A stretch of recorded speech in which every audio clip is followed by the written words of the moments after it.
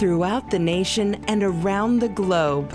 From his heart to yours, it's Dear James Live, bringing you intuitive insight, answers, and advice to your life questions.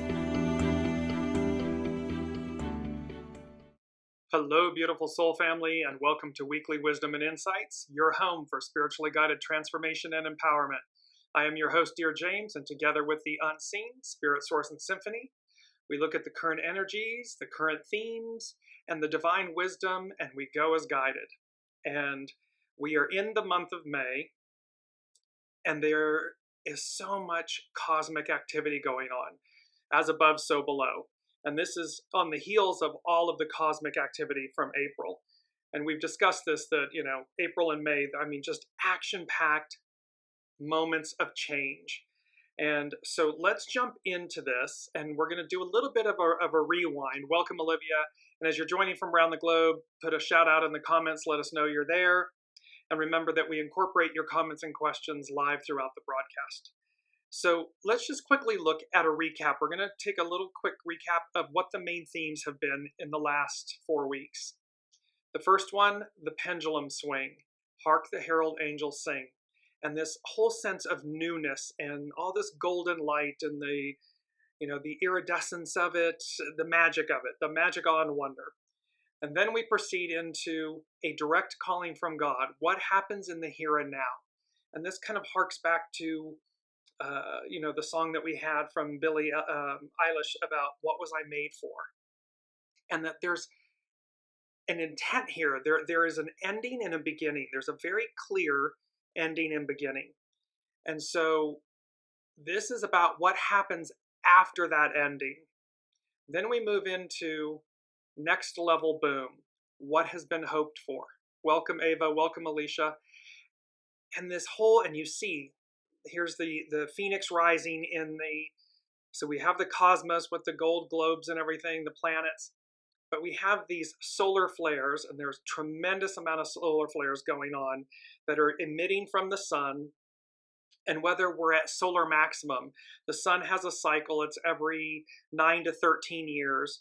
And at the peak in the middle of that cycle, all of these solar flares are emitted. And so there are tremendous amounts of solar flares hitting, at this point, directed towards Earth. They're not always directed towards Earth.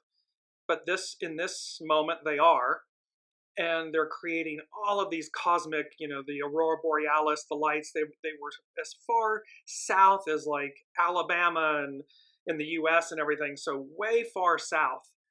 So we have this next level boom with these cosmic solar flares, and then we come to our main theme this week, which is over the hump, everything new emerges. And in the image, you see this individual with their arms outstretched to the heavens, in sense, to the skies, the heavens, standing on this pinnacle, this peak. And the moral of the story is with this image, and then you kind of see the beauty of the clouds and this star like bursting forth towards this individual. And what the unseen is saying to us is that, and there was something about May 15th, the 15th of May, and that we're over the hump.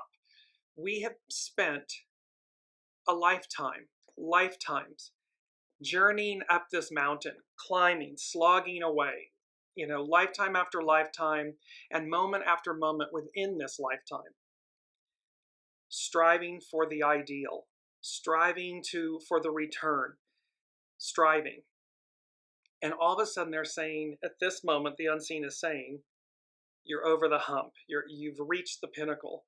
And with that, and then they said, everything new emerges. And so it's really from this point on that we will begin to feel, see, experience the new. Because what's behind us? The past. And we only have, the irony of it is we only have the past as a way and means to experience, to formulate perceptions and opinions, and then we put on the masks and the labels and the identities based on those experiences. Some we want to repeat, some we want to hold in time. Others we never want to repeat. But it's the past. And here they're saying, yes, however, you've come all the way up the mountain. You've done the works and you've done the hard work. And now it's a pinnacle moment. It's a transitional moment, and it's everything new emerges. And so you're going to begin to see in our individual and collective lives, you're going to be able to see everything new emerging. Like, how do we change? How does our environment change? How do our relationships change? How do our lives change? And they said, the first thing the unseen said was, having crested the mountain, the climb, a new, and they underlined, a new journey begins. And it has to do with rewards. Remember that one of the Sabian symbols was reward to the faithful. So this is having crested the mountain, the climb, a new, and they underlined it, had me underline it, new journey begins. The emphasis is on the new. And crest means to reach the top or extreme point of something, usually a mountain or a hill. And synonyms for crest is crown, peak, summit, tip top. So it's like we've exhausted the old. It's the unseen is saying to me in this moment, like, it's like they're showing me wringing out a squeegee, you know, like a cloth that you use to dry your car with after it's been washed, a chamois. That's the word I was looking for. And they're wringing it out, and they're basically saying, we have exhausted the past, and they're wringing out the chamois. And then they say, and so now, just bring it back up again, main theme, here's the image. Now that we're over the hump, everything new emerges. And it is about the new. The new is unknown. The new is yet to be experienced. And how that will impact our individual lives. Ava's saying, oh, thank you. This is so wonderful to hear. Yes, because, and remember, you know, Carrie Underwood, Jesus Take the Wheel, the song, you know, it's keep our hands off the wheel, or lightly, hold things lightly. Because again, the emphasis on the message is about the advance. It's about the new. It is about having crested the mountain and the climb, a new journey begins, and it's a journey of rewards. So that's, and this is very interesting with the numbers. Let's go to the main energies, because you'll see, and you're going to see with the two charts, we're going to play this all together, but here's the numbers for today, the main energies. It's the number 5, it's May, so it's nourished while waiting, patience. So we've been patiently awaiting and patiently aligning and patiently culminating and shedding and splitting apart. We've been actively, patiently being nourished while we wait, because we're doing the works. Now today is the 15th, so it's a 15. And authenticity, balance. Again, imagine standing on the peak of that mountain to see what's on the other side. Well, it takes great depth, great courage, great perseverance, but also great authenticity. Another word for this hexagram is great humility. So authenticity, humility, which creates great balance. There's a sense of knowing, there's a sense of being one with the peak of the mountain. I have climbed, this is all of you speaking in your head, I have climbed this mountain and I am ready. I am willing, I am deserving of this new. Everything new emerges. It's an 8-year, so it's all about uniting our parts. Now here's the interesting piece. Normally there's only 5 numbers in each weekly wisdom and insights, but this week there's 6, because the 5, the 15, and the 8 become a 19, which is approach, advance. So we're approaching the new. We're at the advance point. We're ready to receive all of these things. And look at that. Beginnings and endings, 1 and 9. It's a cycle. And thereby the 1 and 9 becomes a 10. 10 is new beginnings. Everything new emerges. And 10 is treading, cautious advance. I mean, again, imagine you're at the top of the mountain. You don't just go running over the other side. You take it all in. You have a moment where you You appreciate where you are. And you give yourselves a pat on the back. Job well done. Because spiritual work, soul work, is hard work, meaning it's not the norm. The world goes about living ego, mind, personality from their ego, mind, personality. You're treading, you're climbing, and you're advancing from the place of saying, yes, and let me now rewrite the script. Let me put my soul source connection. Let me put my soul first. Let me put source first and align my ego, mind, personality in service to it. So it's an inverse, but yet that is exactly what the divine feminine is. It's all about leading with the soul, leading with our intuition, with our soul source connection, our true north, and aligning everything with it. It's the beautiful saying, do the right thing for the right reasons and the rest will come. When you do the right things for the right reasons, you're in alignment with spirit, with soul, with true north. And then the 1 and the 0 become a 1, the creative, initiate. It is the actionary divine masculine, the ego, mind, personality. It's the purity of it. And it's the action that takes all of this and utilizes it and harnesses it in a proper manner. So, and there's 6 of them here. So there's a peak between the 8 and the 19. There's a peak. There's a peak point.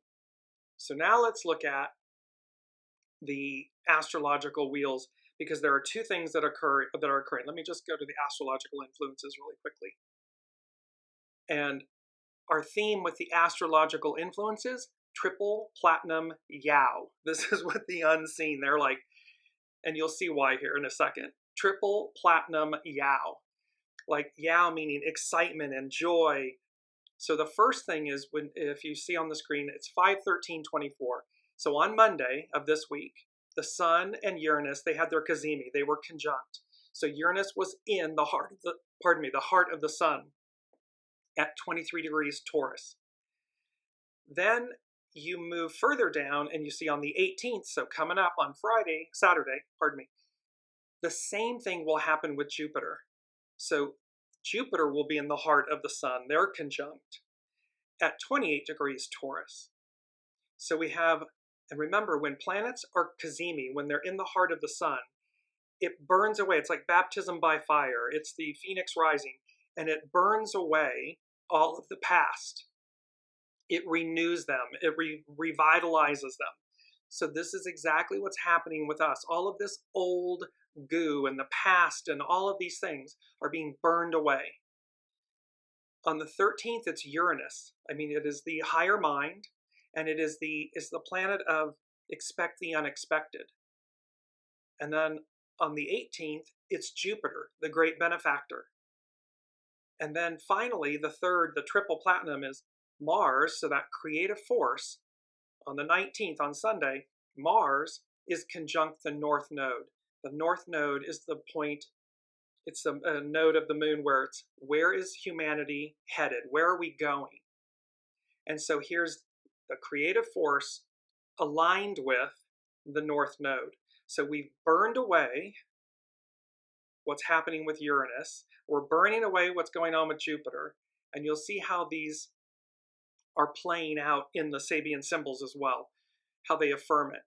Just want to go to, so keep these in mind, triple platinum Yao. Here's the chart, the astrological chart for the Uranus Sun CAZIMI. And you'll see, and I'm going to put them up side by side in a second, and you'll see how there's like the blue lines within the inner circle is saying to it, it's like it's bursting forth. It wants to open up. We want to advance. We want a whole new world, a whole new way of being. We want the old, the shadow, and this is both, again, remember, personal, professional, institutions, businesses, governments, people, and then the whole of the whole, world events. We're wanting to break through. We're wanting to release the past. And then here's the CAZIMI, the Sun-Jupiter CAZIMI chart. And you notice that again in the inner circle, we have this beautiful kite-like triangle where it's just like, boom, it's just full, opened. So look at the first one. It's pushing, it's working its way, trying to move outward to advance. And what I would say is it's burgeoning, it's happening. And then we get to the Sun-Jupiter CAZIMI, and it's boom, the 10 opens up, and it's a direct point.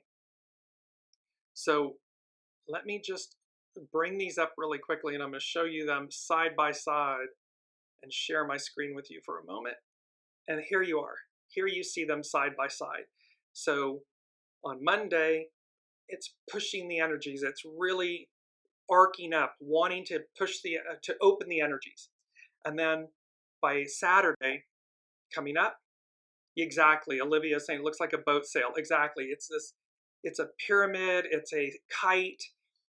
And so we have these beautiful energies opening up, endings and beginnings, because there's a lot of degrees. The astrological planetary degrees are sitting where the 30th degree is prevalent. It ends something, and then we begin something. And so let's move into the retread. Sorry, the energies for me are very like, yes, yes, yes. So we're going to take a little look at, we're going to walk down memory lane is what I'm trying to say. And we're going to do so from the place of looking at the May astrology. And this is from Patty Campson at astrology.com. And she says, astrological adventures, surprising turns in May. A cosmic dance of change and innovation. Hold on tight, because May is bringing a roller coaster of cosmic activity, thanks to some outer planets stirring the celestial pot. Pluto and Uranus, those distant giants associated with transformation and revolution, are especially active, setting the stage for a month that's anything but ordinary. Pluto's deep dives and Uranus's flashes of insight mean we're in for some real game-changing moments. Expect these planetary power players to deliver eye-opening revelations and opportunities for significant change. See, this isn't just ho-hum, everyday. I mean, these are mega solar flares. We're just at, perhaps, are we at solar maximum of these solar flares, of the Earth's 9, 11, or 13-year cycle, because it varies. And this time, they're directed directly at Earth. So it's this whole thing about significant change. As they make planetary connections, they'll be shaking up, and remember that, they're shaking the cosmic tree. They'll be shaking up our collective experience and possibly redefining some norms along the way. It's the perfect time to embrace the unexpected and harness the innovative energy they bring. This is all about embracing the new, embracing change, embody it, hold loosely to the wheel, go as guided. Don't get stuck. Don't stay in a rut. Don't say, to a degree, with discernment, to a degree, say yes. When it makes sense, say yes. And sense meaning intuitive knowing. It's the perfect time to embrace the unexpected and harness the innovative energy they bring. Get ready for a month where transformation is the name of the game. So this is anything but, normal, everyday normal. This is about over the hump, everything new emerges. And it's powerful. We've got the solar flares. We've got all of this, the energies from April, the eclipses, and now, the CAZIMI of Uranus, the CAZIMI of Jupiter. Mercury just today is moving into Taurus, so it's going to be grounded. It's going to be literal. How we communicate becomes more real, meaning we have a greater ability for it to land, to stick. There's substance to it. So the power of retrogrades, and then Pluto stationing retrograde in Aquarius. The beginnings of transformation. Starting May 2nd, and this is when, so it was on May 2nd, Pluto throws it into reverse and begins its retrograde journey through Aquarius, the sign of innovation and revolution. This shift is like hitting the pause button on our external lives to turn inward, sparking a period of deep self-reflection and transformation. Uniting inside and out. We got to unite the inside in order for it to mirror and match the outside, the external. It's all about the big stuff, technology, societal structures, and how we all fit into the bigger picture. As Pluto retrogrades in Aquarius, it's challenging us to really think about our roles in the world. What was I made for? Are we contributing to the change we hope to see? Are we engaging with our communities in meaningful ways? This is a time when the veil gets thinner and hidden truths come to light. We might find ourselves facing issues that demand not just any change, but a radical overhaul. Because it's not about the status quo. It's not about holding on to the past. It's about purifying, releasing, advancing, moving forward, and claiming the rewards of the present future, tomorrow. And here's a heads up. During this retrograde cycle, Pluto will briefly revisit Capricorn from September through November. We've talked about this, giving us one last shot to tie up loose ends from the past before it moves on. So this cosmic shaking of the tree, the cosmic cleansing and clearing up and finishing up that Pluto will do in Capricorn before it officially advances for the next 20 years into Aquarius. Pluto will not be back in Capricorn until 2272. 2272. Maybe we'll be alive. I'm not sure, but we'll see what happens. So this period is crucial for making those big transformative decisions that will stick with us for a long time. Let's make it count and dive deep into what needs shifting in our lives and in our societies. So this is, again, do the right thing for the right reasons. The rest will come. This is a paradigm shift of placing soul source, soul in the driver's seat, ego, mind, personality in the sidecar, in alignment with it, in harmony with the soul, in service to the soul. New moon magic. We had the new moon in Taurus. It's all about grounding energy and new beginnings. So here comes surprises. The Sun-CAZIMI, the Sun-URANUS CAZIMI in Taurus. Brace for cosmic curveballs. She said, circle May 13th on your calendars. That was Monday. Circle the May 13th on your calendars, folks. The Sun is aligning with Uranus in Taurus, and this pairing is known for throwing us some curveballs. Expect the unexpected. That triple platinum yow. This isn't just about a little hiccup here and there. We're talking about the kind of surprises that could really make you rethink what you truly value. What was I made for? Who am I? It's no longer, the unseen is saying to us, the status quo is no longer okay. It's no longer an option. It's no longer viable. Why? Because the paradigm, the era that we have been in is over.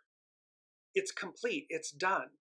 We're at the vestiges, we're at the final point where the roots of that tree, and again, I think I've used this before, but they show me, the unseen shows me in one of the Harry Potter movies, they're in there and they pull out the little bean out of the potted plant and they all start screeching and they have to have earmuffs on. And if somebody knows, Alicia may know this, put it in the comments for me. However, what they're doing, and they repot them so that we grow bigger, so that we expand.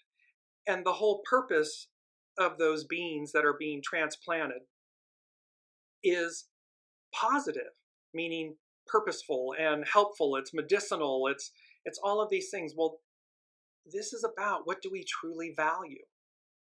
Are we contributing? Are our actions and our thoughts and our every word in alignment with this purity and truth of the world we want to live in? And yes, we hear that it's an old cliche, be the change you want to see in the world and so forth. However, yes, at this prime moment, and primal, they're saying primal moment, be exactly that. Strive. Do not compromise. I believe it's Brene Brown says, do not negotiate your character. Do not negotiate who you are. But do so, when you're not negotiating that, make sure it's your soul character, your soul source connection, not your ego mind personality. They are drastically two different characters, and thereby alignment. They go on to say, this conjunction is a cosmic push towards innovation. It's like the universe is saying, hey, maybe there's a better way to do this. So if you've been sticking to the old ways out of habit, now might be the perfect time to shake things up. So you get the theme here of these energies. They're saying it's a perfect time to shake things up, break out of your comfort zone and try something new. Embrace the changes. Sometimes the best opportunities come from the most unexpected places. It's about pushing ourselves out of our comfort zones. It's about facing ourselves. And yes, is there fear attached? Of course. However, fear is your friend. Fear is energy. Hope is energy. Love is energy. Everything is energy. So with fear, harness the energy of fear so that it propels you, it moves you forward, as opposed to immobilizing you, keeping you stuck in the past. Last but not least, a bright outlook, Sun conjunct Jupiter. So it's the Sun-Jupiter CAZIMI. Growth and abundance awaits. Get ready to embrace a wave of positivity on May 18th. The Sun will be aligning with Jupiter in Taurus, and this celestial meetup is all about bringing more growth and abundance into our lives. Having crested the mountain, the climb, a new journey begins. Rewards. Growth and abundance into our lives. Think of it as a green light from the universe, and you'll see down here at number 5, and we've had it before from the unseen, where they said, go, go, go. Well, this is about, think of it as a green light from the universe, encouraging us to go after our dreams with confidence. This alignment could open doors to new opportunities that weren't on your radar before. So again, we never know. The unseen knows all, we know little. We only know what we know until we know. You only know what you know until you know. So stay in alignment, open yourself up, purge, cleanse your vessel, keep aligning, keep taking all the steps necessary for this alignment and this proactive growth, this over the hump, everything new emerges moment. I'm just going to bring up the main theme image again, because this is the energy. This image encapsulates the energy of, and notice the arms are up and outstretched, open to receive. I am open, ready, and willing to reveal my spiritual fulfillment, was one of our mantras. And here's this, it's like the Eastern Star and the Star of Bethlehem. It's like, it's from source. And it's like, what's on the other side is unknown to us. We haven't experienced it yet. And so, again, do so with discernment and yet joy, anticipation and yet cautious advance. You'll see how it's, and yet the whole point of it is openness. Go, go, go. It's all about go. So now let's look, and I'm just going to give you one snippet. This is from Pam Youngin's North Point Journal, and she is quoting Heather Carlini from the Carlini Institute for Therapy, Research, and Transpersonal Education, because she's explaining how photonic energy, the bright light seen at the time of a solar flare, and how it works with us, for us. And she's talking about how, because we're energy, everything's energy. So these solar flares hit Earth, and it's erupting. It's causing. It causes the aurora borealis, but it also can cause glitches with electronics and computers and ourselves, because we are an operating system. And she's talking about how it purges the lower frequencies, that lower frequencies are stored in our cells, and how these cosmic flares, these solar flares, burn away. So think again, baptism by fire, think again, phoenix rising, that these lower energies are being burned away so that the higher, our blueprint, our higher consciousness and the higher frequencies expand and grow. And that it takes time, but yet everything's rapid. So there's, that our bodies in essence can work overtime to assimilate these energies. And what she was really getting to, and this is the part I wanted to share with everyone, is our bodies must work overtime to assimilate the energies received from solar flares and geomagnetic storms. And they require extra water for this process. So in other words, hydrate. Electrolyte fluids are especially important to help our cells, nerves, and muscles maintain functionality. So hydrate, stay fluid, and do so over the next, do so regularly, but certainly while all of these solar flares are occurring. Also advised during solar maximum, and we're not quite sure if we're at solar maximum yet. It's a question mark. But she's talking about omega-3 oils to assist mitochondria, B vitamins to help the nervous system and brain function, Epsom salt baths for physical pain, and essential oils such as lavender to calm and uplift the mood. So these are helpful things that you can look at and utilize, incorporate into your daily regimen, certainly during this time. Because I'm going to go to the second thing, and this is very interesting. The Unseen said, and it's a movie from the 50s, 60s, but what they said to me was, "Some like it hot," 3 exclamation points. And so immediately I went to the movie, and yet it's not about that. What the Unseen is saying is, here we have these solar flares, we have all of this change, all of this innovation, all of this energy, and it's a lot. I mean, it's on steroids, so to speak. And so they're saying some like it hot, and that can mean lively and exciting. It also is in reference to the Roman deity Invictus Sol, the sun, and it means undefeated, unconquered. And so again, bringing up the image, our main theme image,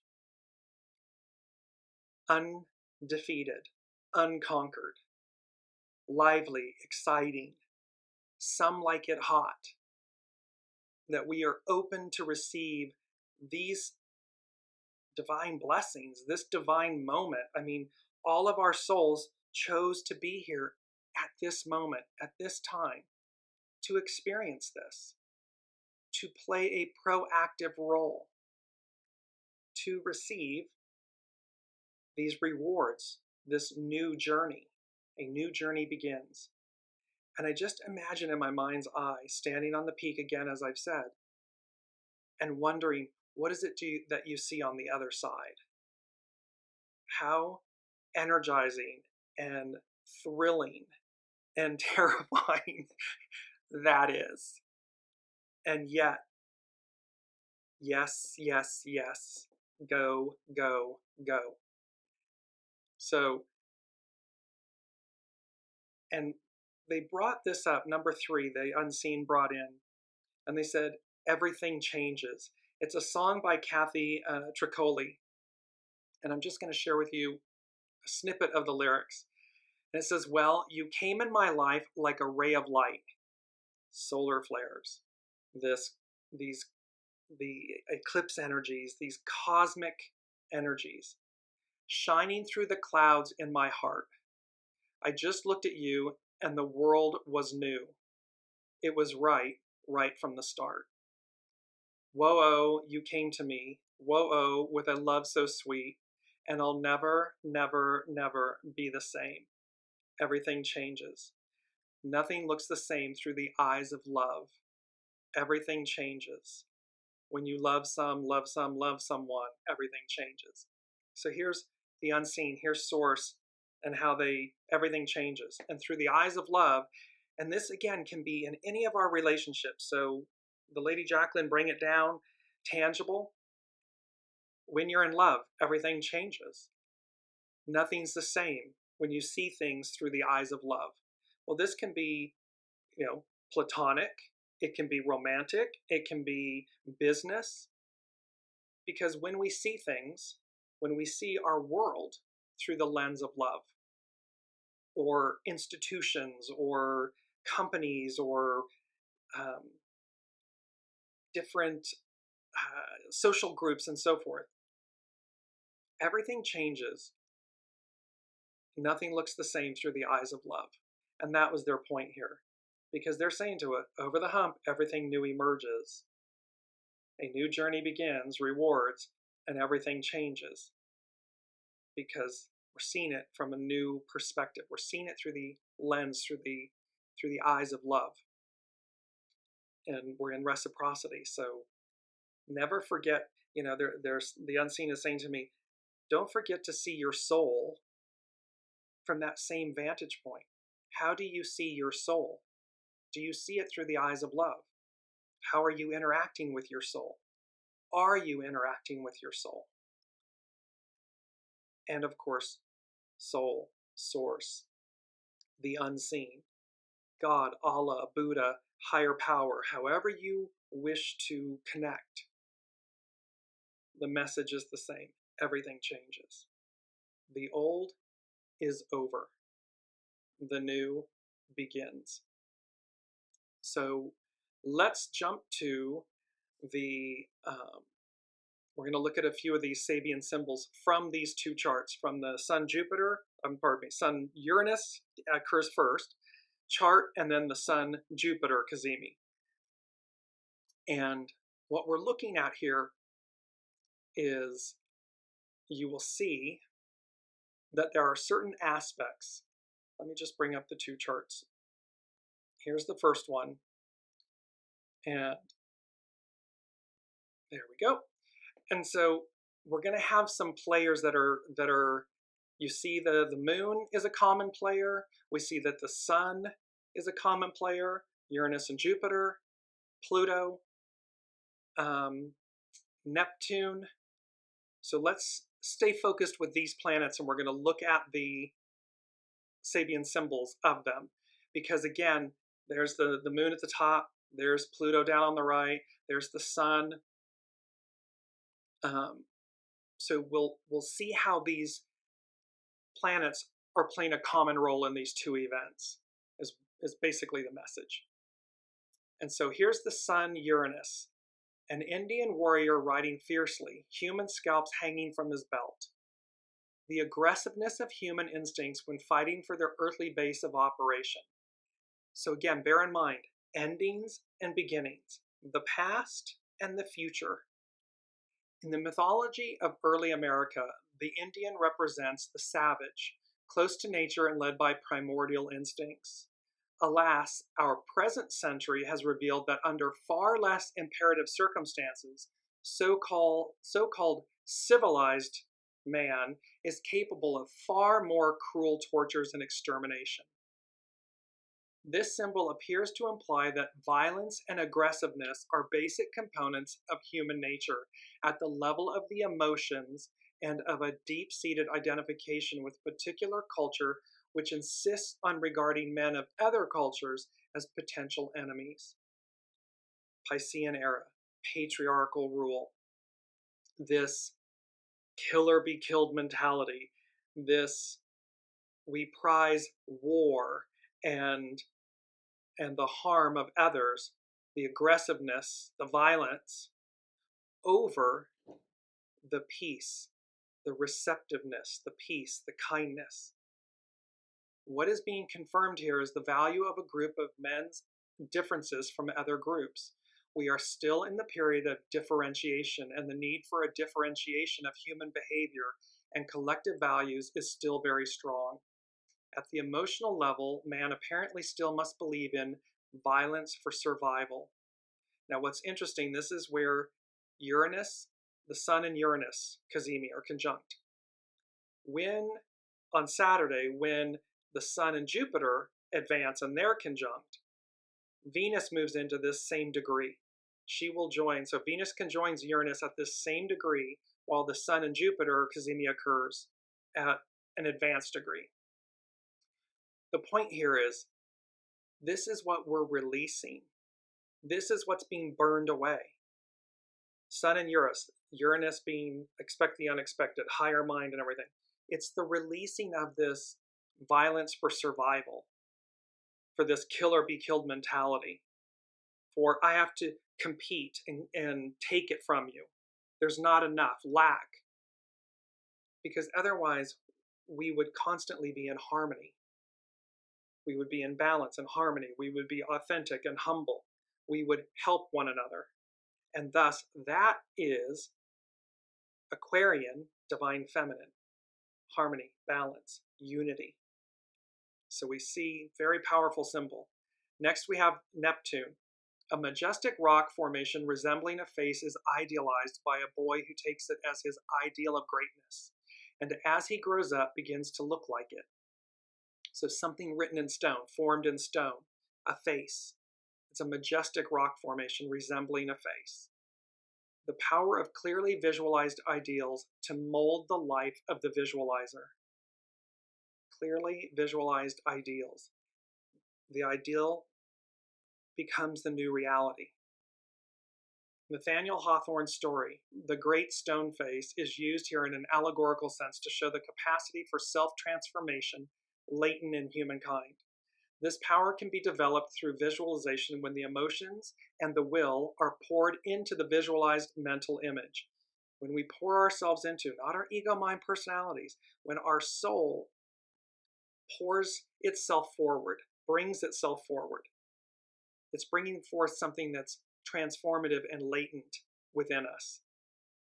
At the highest spiritual cosmic level, this is the power used by the godlike beings at the close of a cosmic cycle in projecting the basic formula, the word, which will start a new universe. In a biological sense, it is the power latent in all seeds, the power to produce and guide the growth of the future plant. A most fitting symbol for the last phase of the cyclic process. Within the end of the cycle, the seed of a new beginning exists in potency, unless the entire cycle has proven to be a failure. This is so important. Within the end of the cycle, the seed of a new beginning exists in potency, unless the entire cycle has proven to be a failure. Look at the world stage. Are we choosing what the last symbol represents, which is violence for survival? Are we choosing kill or be killed? Are we choosing lack? Are we choosing alternate realities, lies, manipulation, oppression, suppression? Are we choosing the worst of the worst, the worst of the shadow?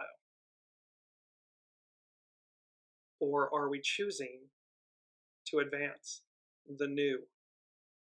And in order to choose the new, we have to choose it within ourselves first. We have to walk the talk. We have to align with our soul source connection, lead with our soul, and open ourselves to the rewards that are on the other side over the hump, having crested the mountain. Because if not, if we don't choose that, within the end of the cycle, the seed of a new beginning exists in potency, unless the entire cycle has proven to be a failure. So if we, 8 billion souls on the planet, don't choose, what we choose we experience is the moral of the story. And so I'm certainly imploring all of you, and the unseen is imploring you. Choose, do the right thing for the right reasons, the rest will come. Choose the new. And the new is really the original. It's just how we fell from it. That is the point. It's not quote unquote new. It's the original. Love. It's the original. And yet we've fallen so far from that original purity, from that original grace and truth. So latent in the seed of the ending is the beginning, unless the entire cycle was a failure, because then it just ceases to end. And the old is ending. So let us embrace and shift. Here's the moon revealing. And all of these, you can't make these up if you tried. They're all in alignment with each other. A daughter of the American Revolution, the prestige and conservatism of a long-maintained heritage. Here we have a symbol of the proud preservation of socio-cultural values in a tradition. After several generations, the ancestor who was perhaps a violent revolutionist or rebel rouser, or even a fugitive from justice, acquires a halo of respectability. The tradition that once was born of revolution now extols law and order, attempting to suppress any new forms of the same revolutionary spirit. So it's overcoming. So we're looking to preserve and overcome this kind of original lawlessness. I mean, this just complete animalistic behavior.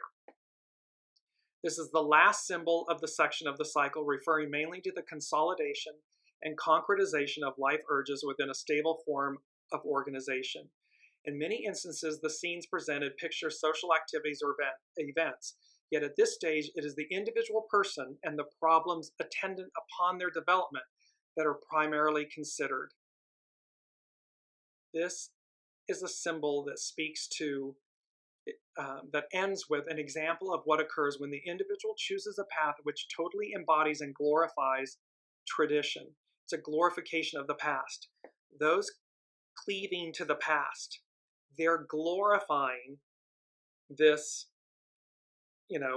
superiority by violence. They're glorifying the past. They think it's the end-all be-all. They think it's the best. They don't want it to leave. But imagine that that's what you're glorifying. You're glorifying oppression, suppression, division, hate, kill or be killed, survival by violence.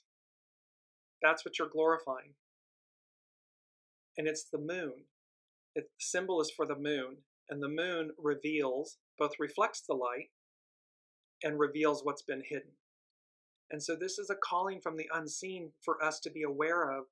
Are we glorifying the past? Are we glorifying something that needs to be cleansed and purified and released? Because again, what's on the other side of the mountain? Yes, Olivia's saying it always has to be with greed. Enough is never enough. Exactly. And so are we glorifying that past? We have a choice. Saturn, the great teacher. A gigantic tent, villagers witness a spectacular performance. The collective appeal of a well-staged and exciting display of skill and or oratory.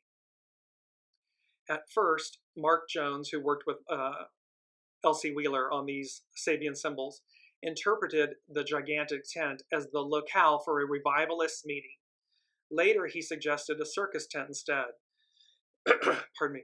In a sense, the basic meaning is the same whether it is the traditional performance of skilled clowns, acrobats, or animal trainers, or that of a religious fundamentalist dramatizing an old religious imagery. What takes place is the use of personal achievement and conviction to bring a crowd to a state of enthusiasm sufficient to make it forget its boredom with everyday routine or its familiar sins of commission or omission. So, at this stage, the individual person and the collectivity are brought together in a significant performance which subtly strengthens the communal spirit directly or indirectly. Speaking to the soul, it's empowering the soul, not the ego, mind, personality, the soul. The implication of the symbol, whenever it is found operating, is that the time has come for the individual to dare to present themselves and their works to their community for applause or for the purpose of attracting a following. This is public self-dramatization. What this symbol is talking about, and it's Saturn, it's the great teacher, is that it's talking about coming forth in your pure, pardon me, in the purity of your soul, who you true, what was I made for, and with that, inspiring others, not inspiring others to glorify the past. And it's not to throw the past, it's not to throw the baby out with the bathwater, but it's to recognize, what do we as peoples and as individuals and businesses and institutions and governments and a species as a whole, what do we value? What do we revere? What is it that what is the world we wish to live in? And then this symbol, Saturn, the great teacher, it's how we bring forth who we truly are. No longer what we do for a living, or, the story, the script, the label, the identity, the mask that we wear, because that's been fabricated, if you will. Who are we individually as souls, each individual soul, and to bring that aspect forward for public consumption. Because again, highly doubtful that the soul, even if the soul is working in the cloak of an opposite, it's going to do so from a sense of understanding and purity, not from a sense of, to Livia's point, greed and oppression and suppression and so forth. It's going to understand why it's doing that. It fails to understand why it's doing it when it operates from its ego, mind, personality. That cuts the soul off. But when the soul leads, the soul can effectuate something from the cloak of an opposite, meaning it can harness a negative, if you will, using air quotes there, a negative. However, it does so with great care, responsibility, understanding. Maybe the unseen is giving me, if anyone has ever fired someone, it's not a fun experience. And yet, there are those who fire people from a state of joy, from a state of power, authority, control.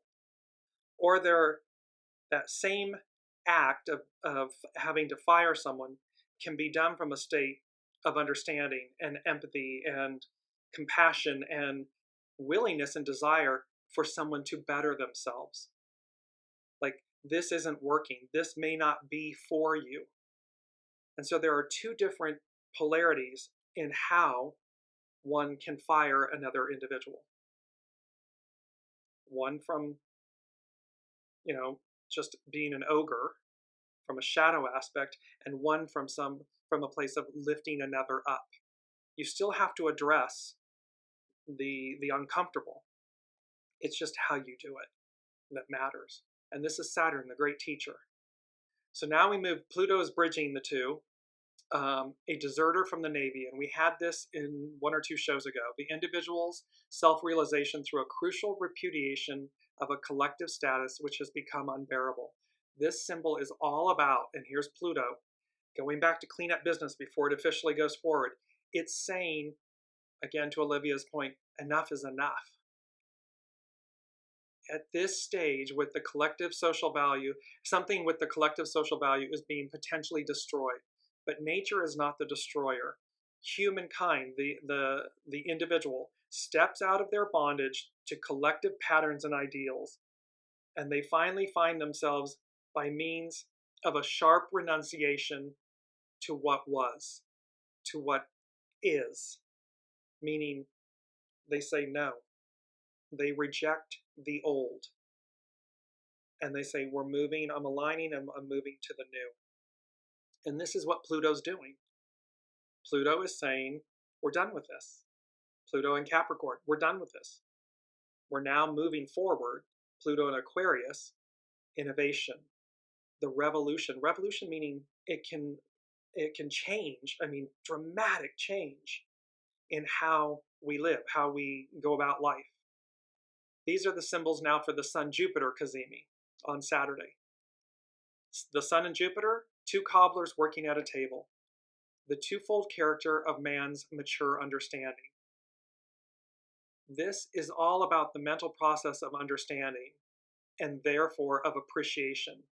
It implies confrontation between 2 points of view: ego-mind personality, soul-source connection. Thus, the mind gains a sense of perspective.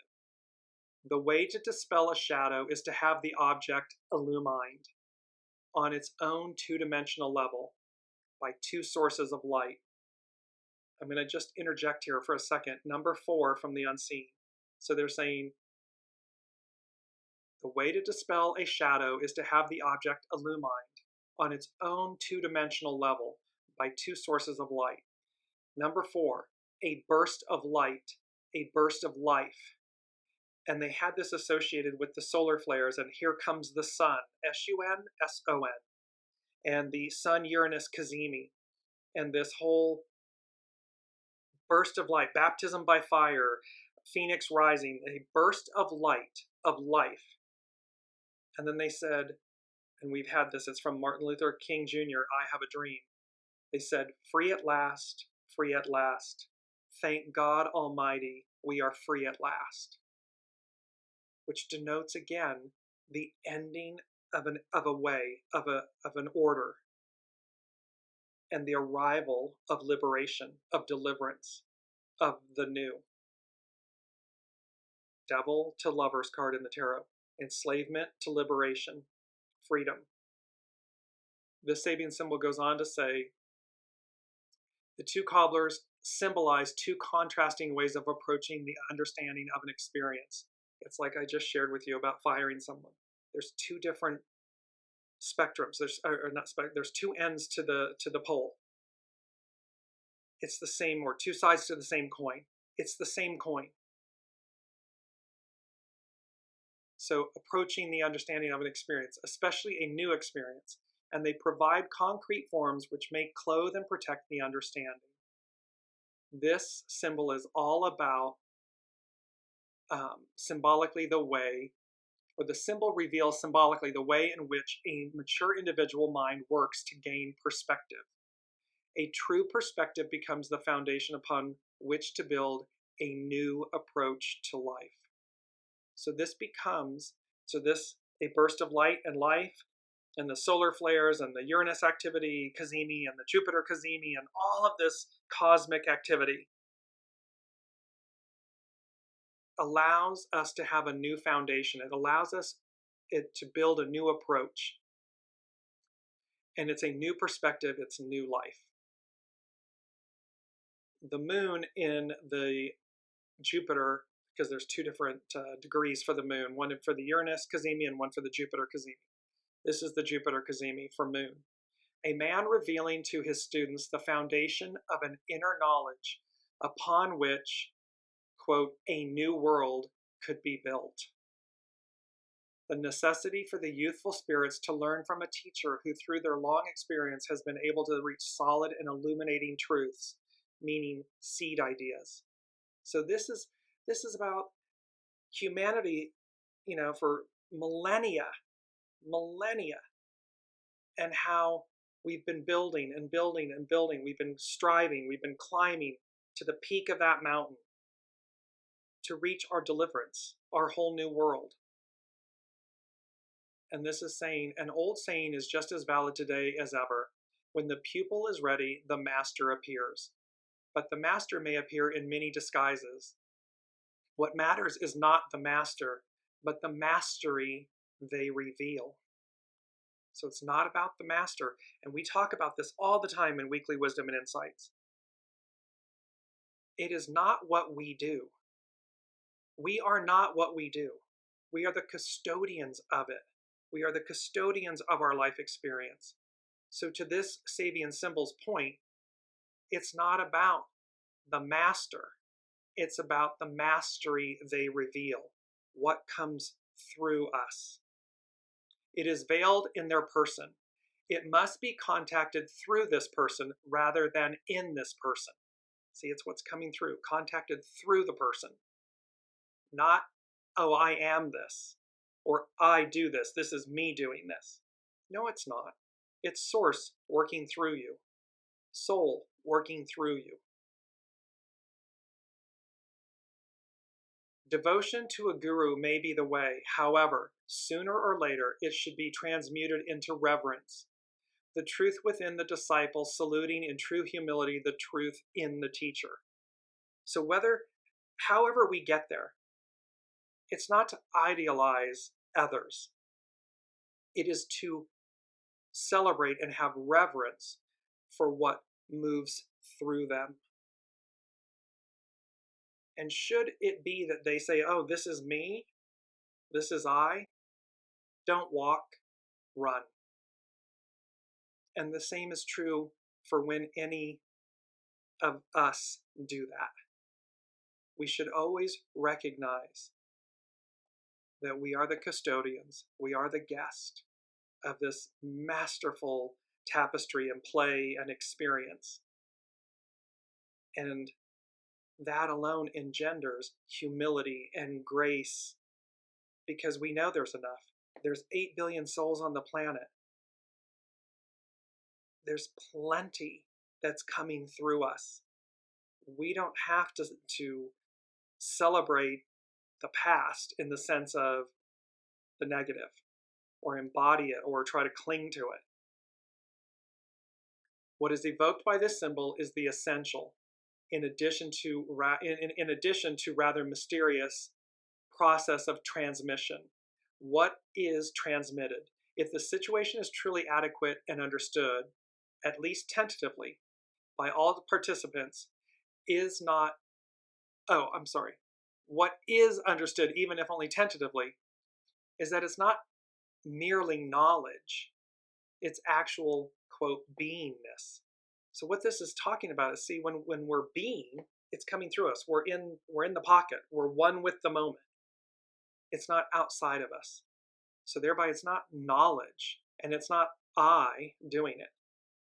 It's the information that's coming from source through us. And thereby, in that humility, we recognize divinity. We recognize greatness. It is, I don't care who it is on the planet. It does not matter if you're the wealthiest person on the globe. Yes, that individual showed up.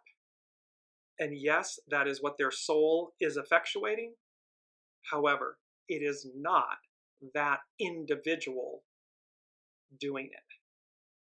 It's source doing it through them, with them, for a multitude of reasons.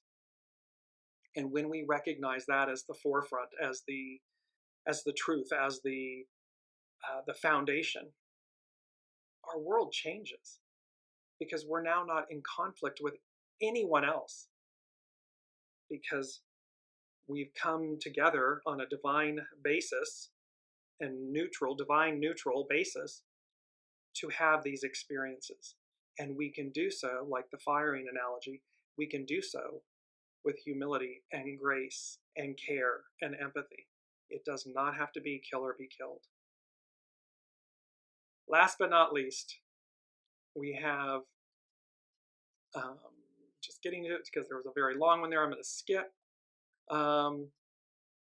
It's the Lot of Fortune. Rock formations tower over a deep canyon, the structuring power of elemental forces during the long cycle of planetary evolution. Dwarfing the time allowed to individual human beings, the vast periods of geological evolution not only awe our imagination, but allow the slow yet magnificent work of elemental forces as they mold landscapes and canyons, rocks and mountains. This symbol points to our need to acquire a much vaster perspective on what we are capable of, and on our yearning for prolonged youth and our pride in masculine achievements. So this symbol is speaking to the fact that, the works of nature should make us feel humble and help us to planetarize our consciousness. See, this is like the long game. And when you study, look back at history and look back at the king world, the king lists from Egypt. They ruled for thousands of years. So either those lists are wrong, or those human beings at that time and stage, that era, lived for thousands of years. The moral of the story of this symbol and of this whole episode is about the long game, stepping outside of this yearning for prolonged youth and pride in masculine achievements. That's tripping us up. That's getting us stuck. That is taking us off the way, the true path. Because the way, the true path, divine masculine, divine feminine, work in harmony with one another. They are equally revered. They are equally empowered and powerful. And when harnessed in the right way, in the right measure, greatness, longevity, the long view is present. It prevails. Close with these. Our mantra, simplification. 10 fingers, 10 toes, 10 commandments. We have overburdened ourselves. And so our mantra is simplification. Again, image, holographic, if you will, outstretched human being, receiving illumination, receiving simplification. It doesn't have to be this hard. It does not have to be this hard. There is nothing that must be this hard. We choose it, and thereby we experience it so. Our first quote, "The journey of 1,000 miles begins within." We are eternal. It's the beautiful spiral of the shell here. The journey of 1,000 miles begins within. It's an inside job. It will always be an inside job. And so in order to change the world we live in, the inside of us changes. We change the inside of us. Unity, uniting. Final quote is, "What is vast resembles nothing, because if it resembled anything, it would become small." This is a quote from the Master. And so where they're asking us to take the long view, the vast view. What is vast resembles nothing, because if it resembled anything, it would become small. And thereby it becomes finite instead of infinite. And last but not least, we're going to close with this. This is our final message for this week's show. So over the hump, everything new emerges, and having crested the mountain, the climb, a new journey begins. There's rewards. We are undefeated, unconquered. Everything changes. A burst of light and life.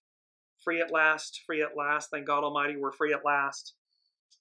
And then last but not least, number 5, the unseen said, peak performance. Drivers, start your engines. And so this says, we will be operating, this number 5, it denotes change. We will be operating at peak performance. And it's from the Indy 500, it's gentlemen, start your engines. The unseen changed it and said, drivers. See, gentlemen, Piscean, patriarchal, gentlemen. Women drivers, Indy 500. Okay, 1940s, 1950s. Okay, got it, good, understood. But this is number 5, it's about change. We will operate at peak performance. Drivers, start your engines. And then they asterisked and said, with 3 exclamation points, go, go, go. So venture on, drive on, align, open yourselves, keep doing the works, because we are over the hump and everything new emerges. Can't wait, you see my smile, can't wait to see you all and see what's happening in next week's show. Until then, be well and be kind, be good to yourselves and one another's. You've been listening to Dearjames Live. Gain intuitive insight, answers, and advice to your life questions and so much more by tuning in next week and visiting dearjames.com.